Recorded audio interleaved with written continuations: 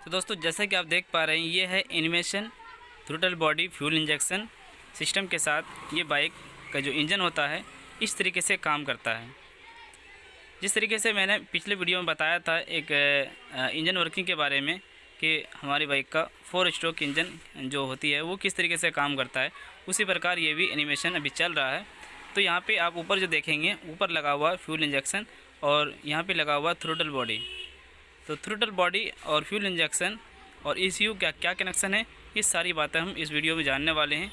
इस वीडियो को पूरा देखिए, बिल्कुल भी आप काट कर ना देखें क्योंकि हम ये बिल्कुल ही नॉलेज वाली वीडियो होती है, ठीक है।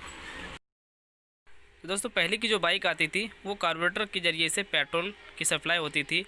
कार्बोरेटर हवा के ज़रिए से पेट्रोल हेड में देता था और फिर अभी जो बाइक आने लगी है BS6 फ्यूल इंजेक्शन वाला, वो क्या किया कि कार्बोरेटर से पेट्रोल नहीं देके वो डायरेक्ट फ्यूल इंजेक्शन आगे से होकर वो हेड में पेट्रोल देता है और बाइक चलती है। तो ये किस तरीके से काम करता है सारी बातें हम जानेंगे।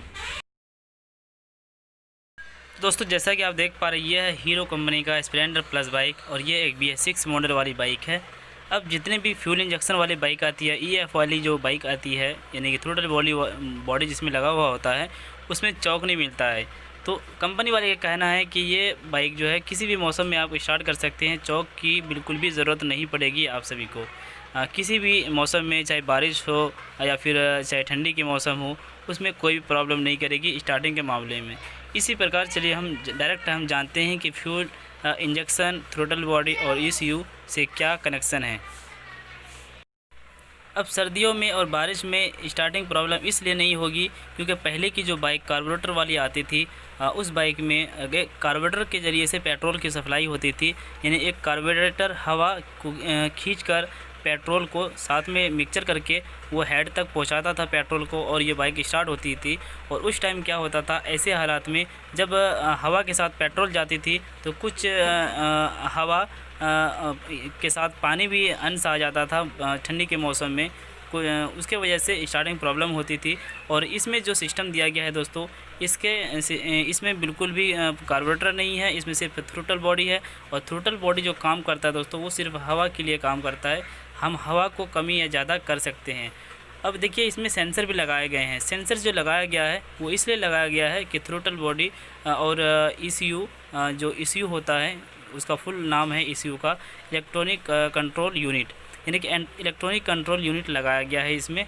और ये जो लगाया गया है ये दोस्तों सिर्फ फ्यूल इसका जो सेंसर होता है इसमें वो सेंसर की वजह से। अब देखिए सेंसर किस तरीके से काम करता है ये भी जान लेते हैं।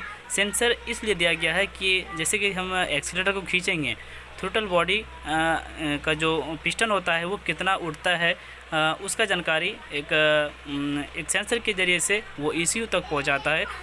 इलेक्ट्रॉनिक कन्वर्टर यूनिट जो होती है वो कंट्रोल यूनिट वो ECU तक पहुंचाता है, ठीक है। ये सेंसर ECU तक पहुंचाता है और उसी ECU के ज़रिए से हमारी जो फ्यूल इंजेक्शन होता है, पेट्रोल की सप्लाई होती है। एक चीज़ हम ये जान लेते हैं दोस्तों कि पेट्रोल की सप्लाई कैसे होती है। देखिए हम कार्बोरेटर वाली बाइक में कि जैसे कि डायरेक्ट पेट्रोल कार्बोरेटर से जाता था, अब इसमें क्या हो रहा है कि इसमें मतलब फ्यूल पंप लगाया गया है। और फ्यूल पंप जो है दोस्तों एक समरसेबल की तरह काम करता है। जैसे हम स्विच को ऑन करेंगे, चाबी को ऑन करेंगे तो फ्यूल पंप वहाँ से मोटर चालू होगा और डायरेक्ट पेट्रोल वो फ्यूल इंजेक्शन तक आके रुक जाती है। ऐसा नहीं कि वो वहाँ से डायरेक्ट हेड में चला जाता, वो वहाँ आके रुक जाती है। उसके बाद हम जब बाइक को स्टार्ट करेंगे, सेल्फ दबाएंगे या फिर किक दबाएंगे तो जाहिर सी बात है कि थ्रोटल उठा हुआ रहता है। हाथ से हम जो एक्सीलरेटर को खींचेंगे तो वहाँ पे जितना हम एक्सीलरेटर को खींचते हैं तो थ्रोटल जितना उठता है, तो थ्रोटल पोजीशन जो सेंसर होता है, ठीक है, थ्रोटल पोजीशन जो सेंसर होता है वो वहाँ पे बताता है कि थ्रोटल इतना उठ रहा है और उसके ज़रिए से फिर ECU तक उसका सप्लाई देती है। एक जैसे कि यहाँ पे सिलेंसर में लगा हुआ होता है सेंसर, और सेंसर में जो लगा हुआ होता है ये भी एक बताता है कि एयर कितना, कौन सा एयर निकल रहा है, पोल्यूशन इसका मतलब काला निकल रहा है, धुआं निकल रहा है या सादा धुआं निकल रहा है या फिर किस तरह का धुआं निकल रहा है, वो जानकारी भी ECU तक पहुँचाता है। ये तो ECU जो है दोस्तों ये मतलब पहले बाइक में जो आती थी एक CDI आती थी और अभी इसमें लगा दिया गया है ECU। ECU एक यानी कि मतलब इलेक्ट्रॉनिक पार्ट्स है, ये इलेक्ट्रॉनिक की तरह पूरा पार्ट्स है। इलेक्ट्रॉनिक सारे पार्ट्स लगे हुए हैं इसके अंदर, और इलेक्ट्रॉनिक पार्ट्स लगने के कारण ये है कि सेंसर जो लगे हुए हैं उसकी पहचान को उसकी पहचान करने के लिए, सेंसर की पहचान करने के लिए ECU जो इलेक्ट्रॉनिक सामान होते हैं उसमें वो सारे चीज़ को पहचानता है। सेंसर जो भी कुछ लोकेशन देगा वो ECU पहचानेगा कि आगे क्या फॉल्ट है, थ्रोटल कितना खिंचा रहा है, बाइक का जो लोडिंग है वो कितना है, वो सारी जानकारी एक ECU लेता है। और ECU के ज़रिए से ही फ्यूल इंजेक्शन में फ्यूल इंजेक्शन जो होती है वो पेट्रोल की सप्लाई करती है। ठीक है, ECU सारा चीज़ सोच समझकर, हर चीज़ हालात को समझकर वो फ्यूल इंजेक्शन तक करंट सप्लाई देती है। उसके बाद ही वहाँ से पेट्रोल की सप्लाई होती है। अब हम ये जान लेते हैं कि आखिर ये बाइक का माइलेज क्यों बढ़ा। माइलेज इसलिए बढ़ा, अब BS6 बाइक का माइलेज इसलिए बढ़ा कि ये डायरेक्ट एक फ्यूल इंजेक्शन यानी कि डायरेक्ट जो है वो कार्बोरेटर से हट के डायरेक्ट वो पेट्रोल सप्लाई कर रहा है। इसमें हवा की बिल्कुल भी ज़रूरत नहीं पड़ी। कार्बोरेटर वाले में हवा की जो ज़रूरत पड़ती थी, इससे पेट्रोल इधर उधर बहक जाता था, इधर उधर बर्बाद हो जाती थी। और यहाँ से ये जो डायरेक्ट पेट्रोल देने लगा तो ये पेट्रोल को बिल्कुल भी बर्बाद नहीं करता है, और डायरेक्ट पेट्रोल देने की वजह से पेट्रोल की बचत हुई। और ये सारे सेंसर के जरिए से काम चलता है इसी की वजह से। अब दोस्तों यहाँ पर बात ये भी आती है कि किसी भी मौसम में हम बाइक को स्टार्ट कर सकते हैं, हमें चौक लेने की बिल्कुल भी ज़रूरत नहीं पड़ेगी, और इसमें चौक दिया गया भी नहीं है। अब चौक इसलिए नहीं दिया है कि देखिए, इस पहले जो कार्बोरेटर वाली जो बाइक आती थी उसमें चौक इसलिए दिया जाता था कि पेट्रोल जो है वो जल्दी से हेड तक नहीं पहुँचा पाता था, इसलिए उसमें चौक लगाया जाता था कि चौक के ज़रिए से डायरेक्ट पेट्रोल हवा को रोककर वो डायरेक्ट पेट्रोल की खिंचाव करेगी और बाइक जल्दी से स्टार्ट करने में मदद करेगी।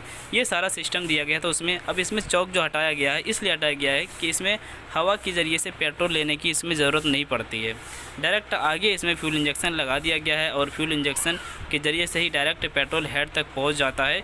इसी की वजह से इसमें चौक की बिल्कुल भी ज़रूरत नहीं पड़ी, और किसी भी मौसम में जो है इसमें कोई भी फॉल्ट नहीं आएगी। जैसे बारिश के मौसम में थोड़ी बहुत हवा के ज़रिए से पानी का असर चले जाना कार्बोरेटर में, और फिर सर्दियों के मौसम में भी जैसे ओस होता है, ठंडियों के मौसम में बर्फ़ वगैरह थोड़ी सी चलती रहती है हर जगह, जैसे कश्मीर हुआ, इस तरह के मौसम में, सर्दियों के मौसम में बहुत प्रॉब्लम आती है। ठीक है, तो ये सारी चीज़ें इसमें, इससे कोई नुकसान नहीं पहुँचेगा इसको, क्योंकि ये डायरेक्ट दे रहा है ना, पेट्रोल डायरेक्ट ये दे रहा है, इसमें एयर की ज़रूरत बिल्कुल भी नहीं पड़ा।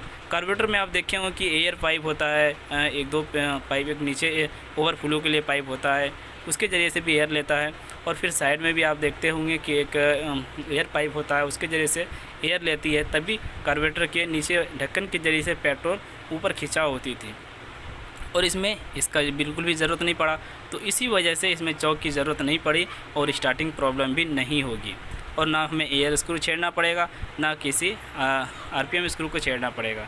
हम RPM स्क्रू भी एक जगह रखेंगे, बार बार छेड़ने की कोई भी ज़रूरत नहीं है। एयर स्क्रू का इसमें बिल्कुल भी काम नहीं है, क्योंकि एयर का इसमें काम है ही नहीं।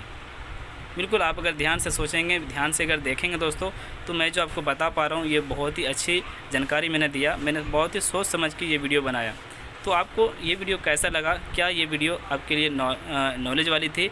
क्या ये सही जानकारी थी आपके लिए? तो आप ज़रूर बताएं हमें कमेंट करके। हमने गलत बताया तो भी बताएं, अगर सही बताया तो भी बताएं। और आप दोस्तों किस किस जगह से आप मेरे वीडियो को देखते हैं, प्लीज़ एक बार हमें कमेंट करके आप बताएं कि सर मैं यहाँ का रहने वाला हूँ, यहाँ से देखता हूँ। मुझे आपके चैनल में इतने दिन हो गए, उतने दिन हो गए सब्सक्राइब करने से। आप एक बार हमें बताएं, इसके ज़रिए से हमें जानकारी होगी आप कहाँ के रहने वाले हैं और क्या आप हमारे नज़दीकी है, ये भी आप हमें जानकारी मिलेगी। थैंक यू दोस्तों, आशा करता हूँ इस वीडियो से कुछ सीखने को मिला होगा।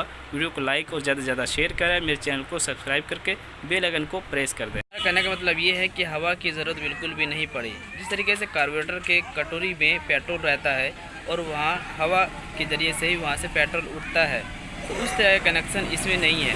ठीक है, हालांकि देखो फ्यूल इंजेक्शन जब पेट्रोल वहाँ से बाहर की ओर निकालता है तो उस जगह हवा से ही हेड तक पहुँचाता है। यहाँ पे हवा की ज़रूरत पड़ती है, लेकिन पहले जो कार्बोरेटर से डायरेक्ट पेट्रोल हवा के ज़रिए से खींचा होती थी, वो चीज़ अब इसमें नहीं रहा। इसीलिए मैंने ये बातें कही। अगर आपको गलतफहमी हो गई हो बात सुनने में कि हवा की बिल्कुल भी ज़रूरत नहीं पड़े, इस तरह की आपके मन में घूम रहा हो कि हवा तो ज़रूरत पड़ती है इसमें, क्योंकि हवा तो ज़रूरत पड़ती है, लेकिन वो आगे वो आगे पेट्रोल जब फेंकता है उस जगह से हवा पेट्रोल को गैसोलाइन को डायरेक्ट हेड तक पहुंचाता है, लेकिन पेट्रोल को अंदर से हवा के जरिए पेट्रोल को नहीं खींचता। ये चीज़ हमारा कहना था।